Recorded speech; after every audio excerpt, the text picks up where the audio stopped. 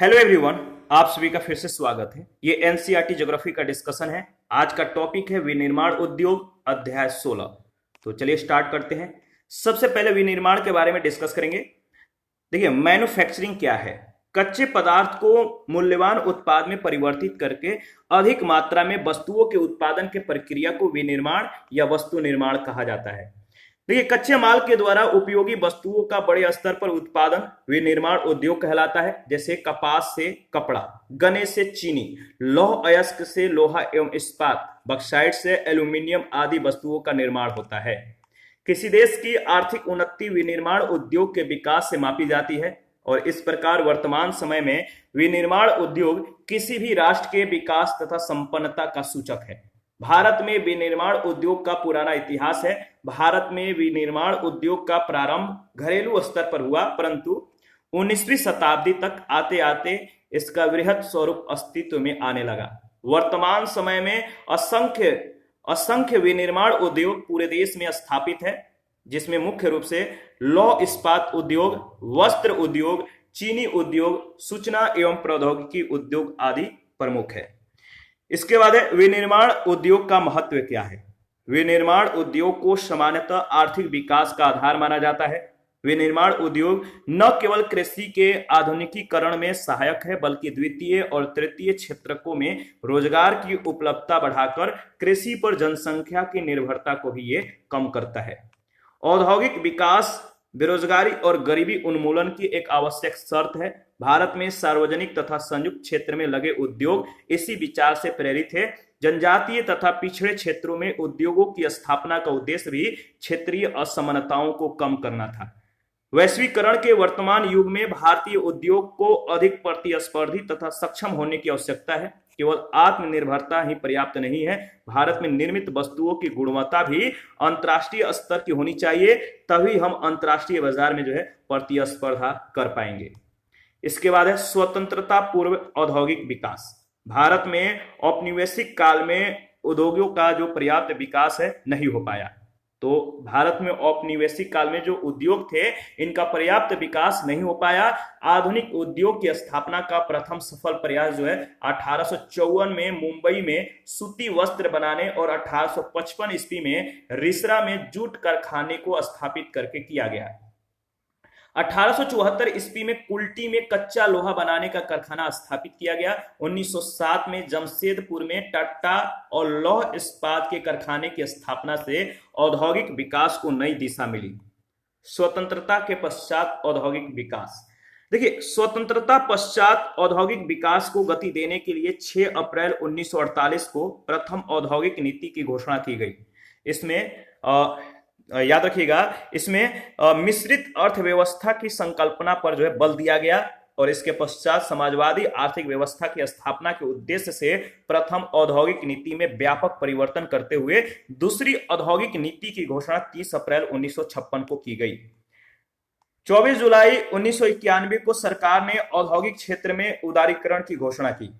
पंचवर्षीय योजनाओं में उद्योग क्षेत्र की वृद्धि दर परसेंटेज में दिया गया है। याद रखिएगा किस योजना में कितना उद्योग क्षेत्र में वृद्धि हुआ। जैसे पहली योजना में उद्योग क्षेत्र में जो वृद्धि दर था वो था 5.54। इसके बाद दूसरी योजना में 5.59%, तीसरी योजना में 6.28%, 3 वर्षीय योजना में 1.42%, चौथी योजना में 4.91%, पांचवी योजना में 6.55%, छठी योजना में 5.32%, सातवीं योजना में 6.77%, 2 वार्षिक योजना में 0.10%, आठवीं योजना में 7.58, नवीं योजना में 4.29, 10वीं योजना में 9.17 और 11वीं जो योजना था इसमें लक्ष्य था 7.4 का, प्राप्त हुआ 10.5 और 12वीं योजना में 9.6। याद रखिएगा। इसके बाद है इंडस्ट्री। उद्योग क्या है? देखिए, किसी विशेष क्षेत्र में बृहद मात्रा में सामान का निर्माण या उत्पादन या बृहद रूप से सेवा प्रदान करने के मानवीय कार्य को उद्योग कहते हैं, इंडस्ट्री कहते हैं। ठीक है, याद रखिएगा।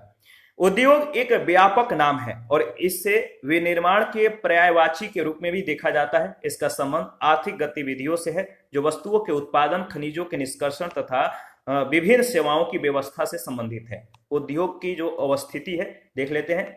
किसी उद्योग को स्थापित करने में कई कारकों का योगदान होता है। इन कारकों में दो जो है इन कारकों को दो वर्गों में जो है विभाजित किया जा सकता है। पहला है भौतिक, दूसरा है मानवीय कारक।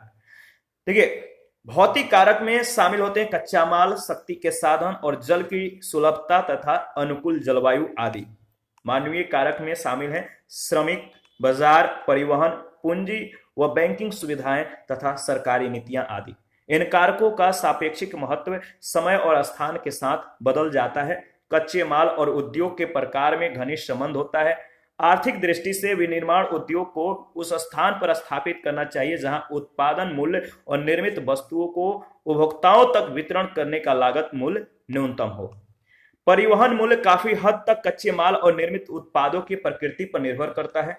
उद्योग उन्हीं स्थानों पर केंद्रित होते हैं जहां इनमें से कुछ अथवा ये सभी कारक आसानी से उपलब्ध होते हैं। कभी कभी सरकार कम कीमत पर विद्युत की उपलब्धता, कम परिवहन लागत तथा अन्य अवसंरचना संबंधी प्रोत्साहन देती है ताकि पिछड़े क्षेत्र जो है वहां पे भी उद्योग स्थापित किया जा सके और औद्योगिकीकरण से प्रायः जो है नगरों और शहरों का जो है विकास होता है। बाजार तक पहुंच। देखिए, उद्योग की स्थापना में सबसे प्रमुख कारक जो है उसके द्वारा उत्पादित माल के लिए मार्केट का उपलब्ध होना, बाजार का उपलब्ध होना। बाजार का तात्पर्य उस क्षेत्र में तैयार वस्तुओं की मांग और वहां के निवासियों में खरीदने की क्षमता से है, क्रय शक्ति से है। कच्चे माल की उपलब्धता। देखिए, भार ह्रास वाले कच्चे माल का उपयोग करने वाले जो उद्योग हैं, याद रखिएगा, जो भार ह्रास वाले कच्चे माल का उपयोग करने वाले जो उद्योग हैं उन क्षेत्रों में स्थापित किए जाते हैं जहां कच्चे माल की पर्याप्त उपलब्धता हो। लुगदी उद्योग, तांबा प्रगलन और कच्चा लोहा उद्योग कच्चे माल के प्राप्ति वाले स्थानों के निकट ही स्थापित किए जाते हैं। उद्योग के लिए कच्चा माल अपेक्षाकृत सस्ता और सरलता से परिवहन योग्य होना चाहिए। भारी वजन, सस्ते मूल्य और वजन घटने वाले पदार्थों पर आधारित उद्योग कच्चे माल के स्रोत स्थल के समीप ही स्थित होते हैं, जैसे इस्पात, चीनी और सीमेंट उद्योग। श्रम की उपलब्धता। देखिए, उद्योग की अवस्थिति में श्रम जो है एक प्रमुख कारक है। बढ़ते हुए यंत्रीकरण, स्वचालन और औद्योगिक प्रक्रिया के लचीलेपन ने उद्योगों में श्रमिकों पर निर्भरता को जो है कम किया है। फिर भी कुछ उद्योग में अभी भी कुशल श्रमिकों की जो है आवश्यकता होती है। भारत में श्रम शक्ति जो है अत्यंत गतिशील है। जनसंख्या अधिक होने के कारण बड़ी संख्या में ये उपलब्ध है। शक्ति के साधनों की उपलब्धता। वे उद्योग जिनमें अधिक शक्ति की आवश्यकता होती है वे ऊर्जा के स्रोत के समीप लगाए जाते हैं, जैसे एल्यूमिनियम उद्योग। प्राचीन समय में कोयला प्रमुख शक्ति का साधन था, परंतु वर्तमान में जल विद्युत और खनिज तेल भी कई उद्योगों के लिए शक्ति का महत्वपूर्ण साधन है। परिवहन एवं संचार सुविधाओं की उपलब्धता। देखिए, औद्योगिक विकास के लिए कच्चे माल को कारखानों तक लाने के लिए परिष्कृत सामग्री को बाजार तक पहुंचाने के लिए तीव्र और सक्षम परिवहन सुविधाएं अति आवश्यक होती है। परिवहन लागत किसी औद्योगिक इकाई की अवस्थिति को निश्चित करने का महत्वपूर्ण कारक है। देखिए, समूहन अर्थव्यवस्था तक पहुंच या उद्योगों के मध्य संबंध। प्रधान उद्योग की समीपता से, जो प्रधान उद्योग होते हैं इनकी समीपता से अनेक उद्योग लाभान्वित होते हैं। ठीक है, ये लाभ समूहन अर्थव्यवस्था के रूप में परिणत हो जाते हैं। विभिन्न उद्योगों के मध्य, जो विभिन्न उद्योग हैं इनके मध्य जो है पाए जाने वाले श्रृंखला से बचत की प्राप्ति होती है। प्रौद्योगिकीय नवाचार, टेक्नोलॉजिकल इनोवेशन। देखिए, प्रौद्योगिकीय नवाचार शोध एवं विकास समान तकनीकों के द्वारा विनिर्माण की गुणवत्ता को नियंत्रित करने और जो अपशिष्ट होते हैं इनका निस्तारण और अदक्षता को समाप्त करने और प्रदूषण नियंत्रित करने का महत्वपूर्ण साधन है। जो टेक्नोलॉजिकल इनोवेशन है, क्या है? प्रौद्योगिकीय नवाचार शोध और विकास समान तकनीकों के द्वारा विनिर्माण की गुणवत्ता को नियंत्रित करने, अपशिष्टों को निस्तारण और अदक्षता को समाप्त करने तथा प्रदूषण नियंत्रित करने का यह महत्वपूर्ण साधन है। याद रखिएगा, इंपॉर्टेंट है। इसके बाद है औद्योगिक तंत्र। देखिए, औद्योगिक तंत्र में शामिल जो तत्व हैं, पहला है निवेश, प्रक्रम और निर्गत। निवेश क्या है? तो निवेश के अंतर्गत कच्चे माल, श्रम और भूमि की लागत, जल की उपलब्धता, परिवहन, विद्युत और अन्य अवसंरचनाएं शामिल है। प्रक्रम के अंतर्गत कई तरह के क्रियाकलाप शामिल हैं जो कच्चे माल को परिष्कृत माल में परिवर्तित करते हैं। तीसरा है निर्गत, अंतिम उत्पाद और इससे अर्जित आय है। जैसे सूती वस्त्र उद्योग के संदर्भ में कपास, मानव श्रम, कारखाना और परिवहन लागत निवेश हो सकते हैं। प्रक्रमों में ओटाई, कटाई, बुनाई, रंगाई, छपाई शामिल है। कमीज जिसे आप पहनते हैं वह है उत्पाद यानी निर्गत है। ठीक है, तो ये जो क्रम है आपको ध्यान में रखना है। देखिए इसके बाद है, अगर बात करें तो औद्योगिक प्रदेश। जब किसी क्षेत्र विशेष में औद्योगिक विकास की अनुकूल दशाओं के कारण विभिन्न प्रकार के उद्योग का विकास सामूहिक रूप से होता है और वे एक दूसरे से निकटता के कारण लाभान्वित होते हैं, तो वह क्षेत्र औद्योगिक प्रदेश कहलाता है। तो औद्योगिक प्रदेश क्या है, समझ में आ गया, याद रखिएगा। पहला है मुंबई पुणे औद्योगिक प्रदेश। मुंबई पुणे औद्योगिक प्रदेश, यह मुंबई से पुणे तक, ठीक है, मुंबई से पुणे तथा नासिक और सोलापुर जिले के संस्पर्शी क्षेत्रों तक विस्तृत है। इसके अतिरिक्त रायगढ़, अहमदनगर, सतारा, सांगली, जलगांव जिलों में औद्योगिक विकास तेजी से हुआ है। इस प्रदेश का विकास मुंबई में सूती वस्त्र उद्योग के स्थापना के साथ प्रारंभ हुआ। कपास के उत्पादन क्षेत्र में स्थित होने और नम जलवायु के कारण मुंबई में सूती वस्त्र उद्योग का विकास हुआ। ठीक है, यहाँ पे आप देख सकते हैं औद्योगिक क्षेत्र। ठीक है, तो मैप को उठाइए और जो औद्योगिक क्षेत्र है आप इसको इंडिकेट कीजिए। देखिए ध्यान दीजिएगा, जो इस तरह का एरिया है, जो ये वाला एरिया है, ये सभी जो एरिया है, ये क्या है, ये किसको इंडिकेट करता है, तो ये समान औद्योगिक क्षेत्र को इंडिकेट करता है। और जो ये वाला एरिया है, ये वाला एरिया है, ठीक है, और इधर बढ़ते हैं, जो ये सभी एरिया है, ये वाला एरिया, ये वाला, ये क्या इंडिकेट करता है, तो ये मुख्य औद्योगिक क्षेत्र को जो है इंडिकेट करता है। और जो ये है, ये जो बिंदु बिंदु से जो सर्कल से इंडिकेट किया गया है, ये औद्योगिक क्षेत्र हैं। तो आप जो है एक बार अच्छे से एनालिसिस कर लीजिएगा। मैं इसको थोड़ा सा और मिनिमाइज कर देता हूं ताकि आप पूरे मैप को एक बार में अवलोकन कर पाए। ठीक है, तो जिसके पास पीडीएफ है आप जो आराम से इसको ओपन करके आप एनालिसिस करके आगे बढ़िएगा। इसके बाद है मुंबई पुणे व गुजरात औद्योगिक प्रदेश। तो इसको भी एक बार देख लीजिए क्या है, तो मुंबई पुणे व गुजरात औद्योगिक प्रदेश। तो इसका मैप आप देख सकते हैं। ठीक है, ये है आपका जयपुर, ये है कोटा, ये है अहमदाबाद, बड़ोदरा, ठीक है, इधर है जामनगर, इधर सूरत है, ये मुंबई है, नासिक, पुणे, ये इधर सोलापुर है, ये सतारा है, ये नागपुर है, और इधर जो है आपका ये कोल्हापुर और सांगली है। देखिए सन 1969 में स्वेज नहर के खुलने के कारण मुंबई पतन, ठीक है, मुंबई पतन के विकास को प्रोत्साहन मिला। इस पतन के द्वारा मशीनों का आयात किया जाता है। जो ये उद्योग है, इस उद्योग की आवश्यकता की पूर्ति के लिए पश्चिमी घाट प्रदेश में जल विद्युत शक्ति का विकास किया गया। सूती वस्त्र उद्योग के विकास के साथ रासायनिक उद्योग भी विकसित हुए। मुंबई हाई पेट्रोलियम क्षेत्र और नाभिकीय ऊर्जा संयंत्र की स्थापना ने इस प्रदेश में औद्योगिक प्राप्ति को जो है अतिरिक्त बल प्रदान किया। इसके अतिरिक्त अभियांत्रिकी वस्तुएं, पेट्रोलियम परिशोधन, पेट्रो रसायन, चमड़ा संश्लेषण और प्लास्टिक वस्तुएं, दवाएं, उर्वरक, विद्युत वस्तुएं, जलयान निर्माण, इलेक्ट्रॉनिक्स, सॉफ्टवेयर, परिवहन उपकरण और खाद्य उद्योग का भी विकास हुआ। महत्वपूर्ण जो औद्योगिक केंद्र है इसको ध्यान रखिएगा, मुंबई, कोलाबा, कल्याण, ठाणे, ट्राम्बे, पुणे, पिंपरी, नासिक, मनमाड़, सोलापुर, कोल्हापुर, अहमदनगर, इसके बाद सतारा और सांगली है। दूसरा है हुगली औद्योगिक प्रदेश। पश्चिम बंगाल में हुगली नदी के किनारे बसा हुआ यह प्रदेश उत्तर में बांसबेरिया से दक्षिण में बेल्ला नगर तक लगभग 100 किलोमीटर के क्षेत्र में फैला हुआ है। कोलकाता, हावड़ा इस औद्योगिक प्रदेश के केंद्र में है। इसके विकास में ऐतिहासिक, भौगोलिक, आर्थिक और राजनीतिक कारकों ने अत्यधिक जो है योगदान दिया है। देखिए इसका विकास हुगली नदी के पतन बनने के बाद जो है प्रारंभ हुआ। इसके बाद यहाँ पर आप देख सकते हैं जो मैप है, कोलकाता, हुगली व छोटा नागपुर प्रदेश, ये पटना है, इधर बोकारो, ये रांची, ये आसनसोल, ये जमशेदपुर है। ठीक है, यहाँ पर आप देख सकते हैं ये कोलकाता, ये हल्दिया है, और 2 नंबर आप देख लीजिए। ठीक है, तो आगे बढ़ते हैं, इधर कोरापुर है। देखिए देश में कोलकाता जो है एक प्रमुख औद्योगिक केंद्र के रूप में उभरा। फलस्वरूप कोलकाता आंतरिक भागों से रेल और सड़क मार्गों के द्वारा जोड़ दिया गया। असम और पश्चिम बंगाल की उत्तरी पहाड़ियों में चाय बागानों के विकास, नील के परिष्करण, जूट संसाधनों, दामोदर घाटी के कोयला क्षेत्रों और छोटा नागपुर पठार के लौह अयस्क के निक्षेपों ने इस प्रदेश के औद्योगिक विकास में जो है सहयोग प्रदान किया। याद रखिएगा, बिहार, पूर्वी उत्तर प्रदेश और उड़ीसा से उपलब्ध सस्ते श्रम ने भी इस प्रदेश के विकास में महत्वपूर्ण योगदान दिया है।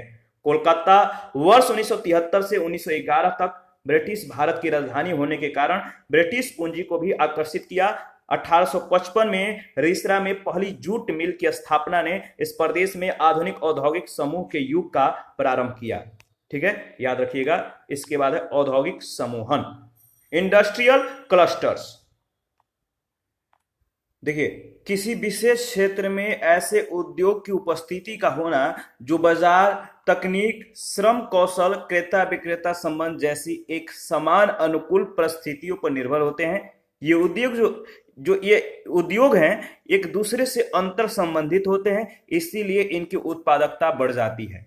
जूट उद्योग के साथ ही सूती वस्त्र उद्योग, कागज, इंजीनियरिंग, टेक्सटाइल मशीनों, विद्युत, रासायनिक औषधियों, उर्वरक और पेट्रो रासायनिक उद्योग का भी विस्तार हुआ। ठीक है, याद रखिएगा। आगे बढ़ते हैं। देखिए, कोनगर में हिंदुस्तान मोटर्स लिमिटेड का कारखाना और चितरंजन में डीजल इंजन का कारखाना इस प्रदेश के औद्योगिक स्तंभ है।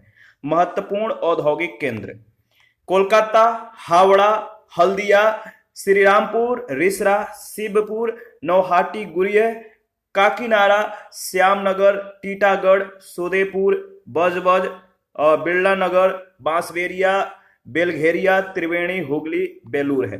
तो जो महत्वपूर्ण औद्योगिक केंद्र है, याद रखिएगा। तीसरा है बेंगलुरु चेन्नई औद्योगिक प्रदेश।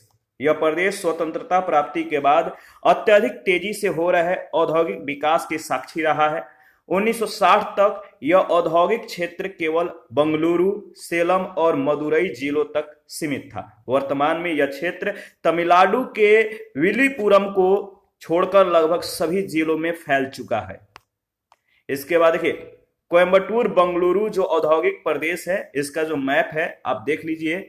ये ज्यादा इंपॉर्टेंट है, जो एरिया है आप देख सकते हैं। देखिए, आगे बढ़ते हैं। कपास उत्पादन क्षेत्र होने के कारण यहां स्थापित सूती वस्त्र उद्योग का विकास जो है सबसे पहले हुआ। सूती मिलों के साथ ही हथकरघा उद्योग का भी तेजी से यहां पे विकास हुआ है। अनेक भारी अभियांत्रिकी उद्योग बेंगलुरु में एकत्रित हो गए हैं। वायुयान, HAL, वायुयान, मशीन उपकरण, टेलीफोन और भारत इलेक्ट्रॉनिक्स लिमिटेड इस प्रदेश के औद्योगिक स्तंभ है। टेक्सटाइल, रेल के डिब्बे, डीजल इंजन, रेडियो, हल्के अभियांत्रिकी वस्तुएं, रबर के सामान, दवाएं, एल्यूमिनियम, चीनी, सीमेंट और आपका ग्लास, कागज, रसायन, फिल्म, सिगरेट, माचिस, चमड़े का सामान आदि महत्वपूर्ण उद्योग है। चेन्नई में पेट्रोलियम परिशोधनशाला, सेलम में लोहा इस्पात संयंत्र और उर्वरक संयंत्र नए औद्योगिक विकास का परिणाम है। चौथा है अहमदाबाद बड़ोदरा औद्योगिक प्रदेश। इस प्रदेश का मुख्य केंद्र अहमदाबाद और बड़ोदरा के बीच स्थित है, लेकिन यह क्षेत्र दक्षिण में वलसाड, याद रखिएगा, वलसाड और सूरत तक और पश्चिम में जामनगर तक फैला हुआ है। इस प्रदेश का विकास जो है 1860 ईस्वी में सूती वस्त्र उद्योग की स्थापना के साथ प्रारंभ हुआ, जो आज एक महत्वपूर्ण सूती वस्त्र उद्योग क्षेत्र बन गया है। कपास उत्पादन क्षेत्र में यह जो क्षेत्र है कपास उत्पादन क्षेत्र में स्थित होने के कारण इस प्रदेश को कच्चे माल और बाजार दोनों का ही लाभ मिला है। तेल क्षेत्रों की खोज से पेट्रो रासायनिक उद्योग की स्थापना अंकलेश्वर, बड़ोदरा, जामनगर के आसपास हुई। कांडला, दीनदयाल, याद रखिएगा जो नाम है कांडला यानी दीनदयाल पतन ने इस प्रदेश के तीव्र विकास में सहयोग दिया है। कोयली में स्थापित पेट्रोलियम परिशोधनशाला अनेक पेट्रो रासायनिक उद्योग के लिए कच्चा माल उपलब्ध करवाती है। महत्वपूर्ण जो औद्योगिक केंद्र है अहमदाबाद है, बड़ोदरा है, भरूच है, कोयली है, आनंद है, खेरा है, सुरेंद्र नगर है, राजकोट, सूरत, वलसाड और जामनगर है। इसके बाद है छोटा नागपुर औद्योगिक प्रदेश। देखिए छोटा नागपुर औद्योगिक प्रदेश जो है, यह औद्योगिक प्रदेश झारखंड, उत्तरी उड़ीसा और पश्चिम बंगाल में फैला है तथा भारी धातु उद्योग के लिए जाना जाता है। और इस प्रदेश के विकास में दामोदर घाटी में कोयला और झारखंड तथा उत्तरी उड़ीसा में धात्विक और अधात्विक खनिजों की खोज का विशेष योगदान है। कोयला, लौह अयस्क और दूसरे खनिजों की निकटता इस प्रदेश में भारी उद्योग की स्थापना को आसान बनाती है। इस प्रदेश में 6 बड़े एकीकृत लौह इस्पात संयंत्र जमशेदपुर, बर्नपुर, कुल्टी, दुर्गापुर, बोकारो और राउरकेला में स्थापित है। ऊर्जा आवश्यकता को पूरा करने के लिए दामोदर घाटी में तापीय और जल विद्युत शक्ति संयंत्रों का निर्माण किया गया है। इस क्षेत्र में याद रखिएगा, इस क्षेत्र को चारों ओर से घने बसे प्रदेशों से सस्ता श्रम जो है प्राप्त होता है और हुगली प्रदेश अपने उद्योग के लिए बड़ा बाजार उपलब्ध करवाता है। भारी इंजीनियरिंग, मशीन, औजार, उर्वरक, सीमेंट, कागज, रेल इंजन और भारी विद्युत उपकरण इस प्रदेश के कुछ महत्वपूर्ण उद्योग हैं। आगे बढ़ते हैं। इसके बाद देखिए महत्वपूर्ण जो औद्योगिक केंद्र है, रांची है, धनबाद है, चाईबासा है, सिंदरी है, हजारीबाग है, जमशेदपुर है, बोकारो है, राउरकेला, दुर्गापुर, आसनसोल और डालमिया नगर है। इसके बाद है छठा जो है विशाखापत्तनम गुंटूर औद्योगिक प्रदेश। विशाखापत्तनम गुंटूर औद्योगिक प्रदेश, यह औद्योगिक प्रदेश आंध्र प्रदेश के विशाखापत्तनम जिले से लेकर दक्षिण में कुर्नूल और प्रकाशम जिलों तक फैला हुआ है। इस प्रदेश का औद्योगिक विकास विशाखापत्तनम और मछलीपत्तनम पत्तन तथा इसके भीतरी भागों में विकसित कृषि क्षेत्रों और खनिजों के बड़े संचित भंडारों पर निर्भर है। गोदावरी बेसिन के कोयला क्षेत्र इसे ऊर्जा प्रदान करते हैं। आयातित पेट्रोल पर आधारित कई पेट्रोलियम परिशोधनशालाओं ने पेट्रो रसायन उद्योग की वृद्धि को आसान बनाया है। देखिए शक्कर, वस्त्र, जूट, कागज, उर्वरक, सीमेंट, एल्यूमिनियम और हल्के इंजीनियरिंग उपकरण इस प्रदेश के मुख्य उद्योग हैं।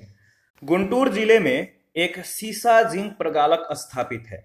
विशाखापत्तनम में लोहा और इस्पात संयंत्र बैलाडीला से प्राप्त लौह अयस्क का प्रयोग करता है। महत्वपूर्ण औद्योगिक केंद्र इस प्रदेश में विशाखापत्तनम, विजयवाड़ा, विजयनगरम, राजमुंद्री, गुंटूर, एलुरु और कुर्नूल शामिल है। 7 नंबर है गुड़गांव, दिल्ली, मेरठ औद्योगिक प्रदेश। इस प्रदेश में स्थित उद्योगों में पिछले कुछ समय से तीव्र विकास दिखाई दे रहा है। खनिजों और विद्युत शक्ति संसाधनों से बहुत दूर स्थित होने के कारण यहाँ उद्योग छोटे और बाजार उन्मुख है। एक बार जो मैप है देख लीजिएगा, दिल्ली, आगरा, सहारनपुर औद्योगिक प्रदेश। आगे बढ़ते हैं। देखिए इलेक्ट्रॉनिक, हल्के इंजीनियरिंग और विद्युत उपकरण इस प्रदेश के प्रमुख उद्योग हैं। इसके अतिरिक्त यहाँ सूती, ऊनी और कृत्रिम रेशा, वस्त्र, हौजरी, शक्कर, सीमेंट, मशीन उपकरण, ट्रैक्टर, साइकिल, कृषि उपकरण, रासायनिक पदार्थ और वनस्पति घी आदि उद्योग जो हैं जो कि बड़े स्तर पर विकसित हुए हैं। दक्षिण में आगरा, मथुरा उद्योग क्षेत्र है जहां मुख्य रूप से शीशे और चमड़े का सामान बनता है। मथुरा तेल परिशोधन कारखाना पेट्रो रासायनिक पदार्थों का संकुल है। प्रमुख औद्योगिक केंद्र जो है गुड़गांव है, दिल्ली है, शाहदरा है, मेरठ है, मोदीनगर है, गाजियाबाद, अंबाला, आगरा और मथुरा अग्रणी औद्योगिक केंद्र है। इसके बाद है कोल्लम, तिरुवनंतपुरम औद्योगिक प्रदेश। देखिए यह औद्योगिक प्रदेश तिरुवनंतपुरम, कोल्लम, अलवय, एर्नाकुलम और अलपुझा जिलों में फैला हुआ है। बगानी, कृषि और जल विद्युत इस प्रदेश को औद्योगिक आधार प्रदान करते हैं। देश की खनिज पेटी से बहुत दूर स्थित होने के कारण कृषि उत्पाद प्रसंस्करण और बाजार उन्मुख हल्के उद्योगों की इस प्रदेश में अधिकता है। यहाँ सूती वस्त्र उद्योग, चीनी, रबर, माचिस, शीशा, रासायनिक उर्वरक और मछली आधारित उद्योग महत्वपूर्ण है। खाद्य प्रसंस्करण, कागज, नारियल रेशा उत्पादक, एल्यूमिनियम और सीमेंट उद्योग भी महत्वपूर्ण है। कोची में पेट्रोलियम परिशोधनशाला की स्थापना ने इस प्रदेश के उद्योग को नया विस्तार प्रदान किया है। महत्वपूर्ण जो औद्योगिक केंद्र हैं याद रखिएगा, कोल्लम, तिरुवनंतपुरम औद्योगिक प्रदेश में कोल्लम, तिरुवनंतपुरम, अलवय, कोची, अलपुझा और पुनालुरु है। इसके बाद सूक्ष्म, लघु और मध्यम उद्योग याद रखिएगा, एमएसएमईज का विनियमन सूक्ष्म, लघु और मध्यम विकास अधिनियम micro small and medium enterprise development act 2006 के अंतर्गत किया जाता है। मई 2020 में सरकार ने एमएसएमई की परिभाषा में परिवर्तन कर दिया है और नई परिभाषा के अंतर्गत अब सूक्ष्म, लघु और मध्यम उद्योगों को परिभाषित करने के लिए निवेश के साथ साथ टर्नओवर को मापदंड के रूप में जोड़ा गया है। साथ ही साथ विनिर्माण और सेवा क्षेत्र के अंतर को भी समाप्त करके दोनों के लिए एक ही मानक जो है रखा गया है। संशोधित जो एमएसएमई वर्गीकरण है, यहाँ पे आप देख सकते हैं विनिर्माण एवं सेवा जो उद्यम है, देखिए सूक्ष्म में जो निवेश होगा 1 करोड़ से कम, लघु में 10 करोड़ से कम और जो मध्यम उद्योग है 50 करोड़ से कम। टर्नओवर 5 करोड़ से कम होना चाहिए, टर्नओवर लघु में जो होगा 50 करोड़ से कम और टर्नओवर जो मध्यम होगा वो 250 करोड़। ठीक है, याद रखिएगा। तो समग्र मानदंड, निवेश और वार्षिक कारोबार। इसके बाद है कुटीर उद्योग। कुटीर या घरेलू उद्योग छोटे पैमाने के उद्योग हैं जिसमें दस्तकारों के जो दस्तकार होते हैं इनके द्वारा उत्पादों का निर्माण हाथ से होता है। टोकरी, बुनाई, मिट्टी के बर्तन, अन्य हस्त निर्मित वस्तुएं जो है कुटीर उद्योग के उदाहरण हैं। यह विनिर्माण की सबसे छोटी इकाई है। इसमें शिल्पकार स्थानीय कच्चे माल का उपयोग करते हैं और साधारण उपकरणों के द्वारा परिवार के सभी सदस्य मिलकर दैनिक जीवन के उपभोग की वस्तुओं का उत्पादन करते हैं। तैयार माल को या तो वे स्वयं उपभोग करते हैं या इन्हें स्थानीय बाजारों में ये बेच देते हैं। कभी कभी ये अपने उत्पादों की विनिमय भी करते हैं। पूंजी और परिवहन इन उद्योगों को अधिक प्रभावित नहीं करते हैं क्योंकि इनके द्वारा निर्मित वस्तुओं का व्यापारिक महत्व कम होता है और अधिकतर उपकरण स्थानीय लोगों के द्वारा निर्मित होते हैं। कुटीर उद्योग के लिए सरकारी संस्थाएं।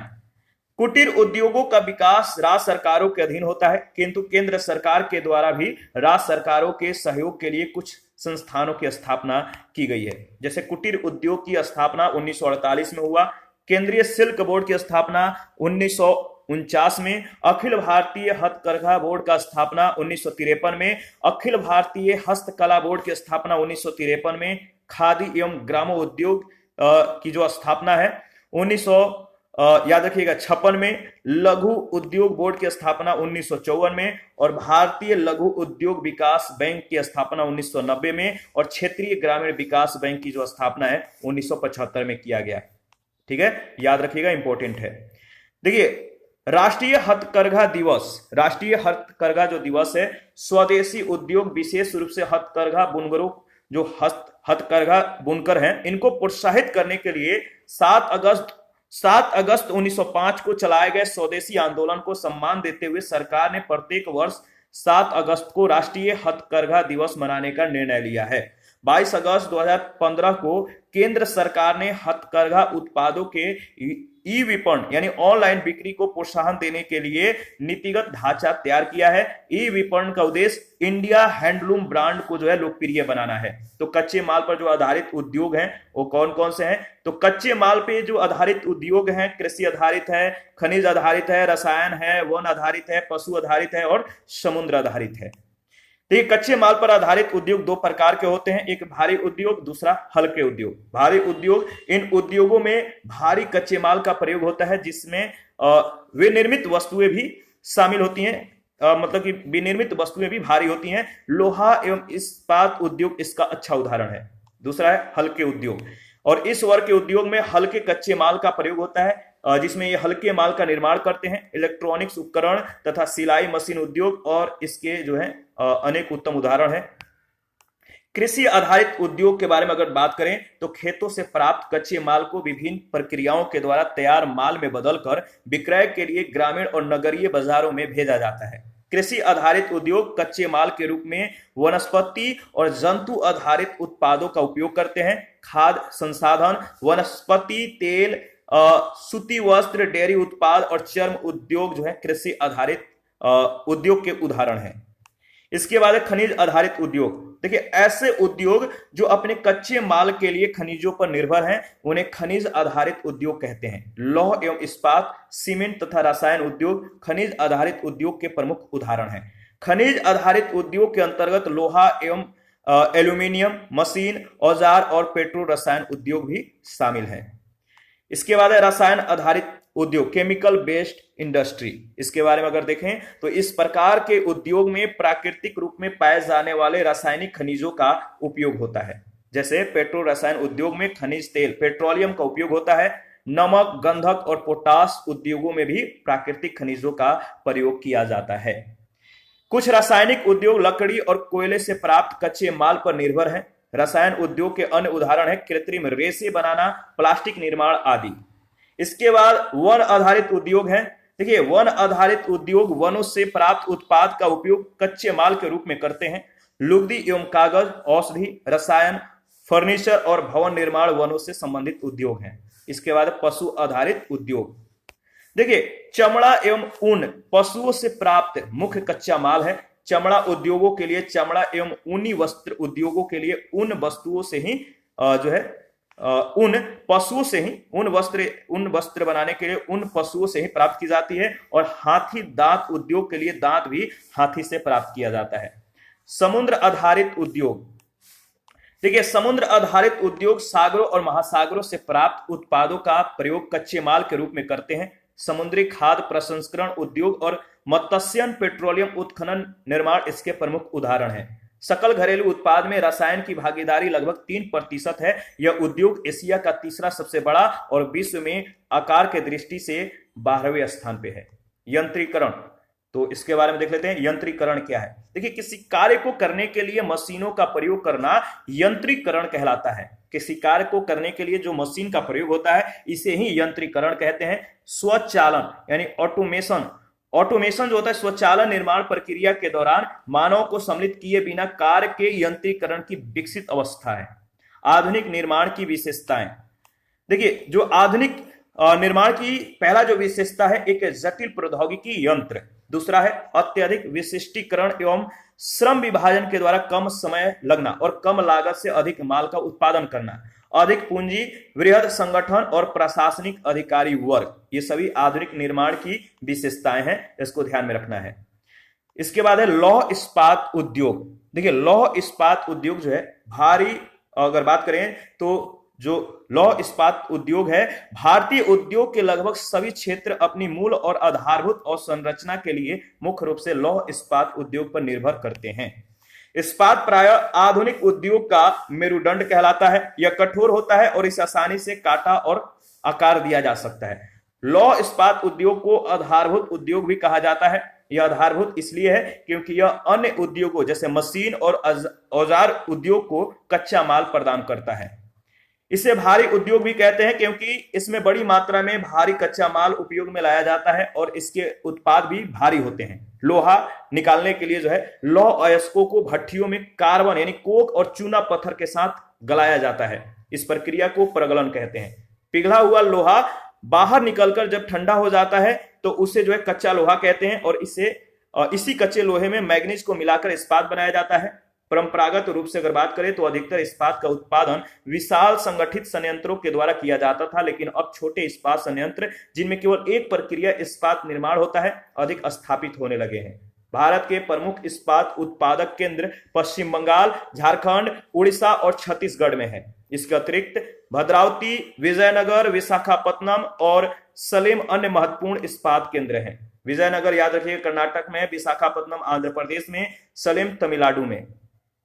इस्पात का सबसे बड़ा उत्पादक और सर्वाधिक खपत वाला देश जो है चीन है, जबकि कच्चे इस्पात उत्पादन में भारत का जो स्थान है वो दूसरा है, याद रखिएगा। लौह इस्पात उद्योग के लिए लौह अयस्क और कोकिंग कोयला के अतिरिक्त चूना पत्थर, डोलोमाइट, मैग्नीज और अग्निसहमृतिका, फायर क्ले जिसे बोलते हैं, आदि कच्चे माल की भी आवश्यकता होती है। इस उद्योग के लिए लौह अयस्क, कोकिंग कोयला तथा चूना पत्थर का अनुपात लगभग 4:2:1 होता है। भारत में छत्तीसगढ़, उत्तरी उड़ीसा, झारखंड और पश्चिम बंगाल के भाग उच्च कोटि के लौह अयस्क और अच्छे गुणवत्ता वाले कोकिंग कोयला और अन्य संपूरकों से समृद्ध हैं। भारत स्पंज लोहा का सबसे बड़ा उत्पादक है। छोटा नागपुर पठार के जो पठारी क्षेत्र हैं, यहाँ पे अधिकांश लोहा तथा इस्पात उद्योग केंद्रित हैं। ठीक है। सार्वजनिक क्षेत्र के लगभग सभी उपक्रम अपने इस्पात को steel authority of India limited यानी सेल के माध्यम से बेचते हैं।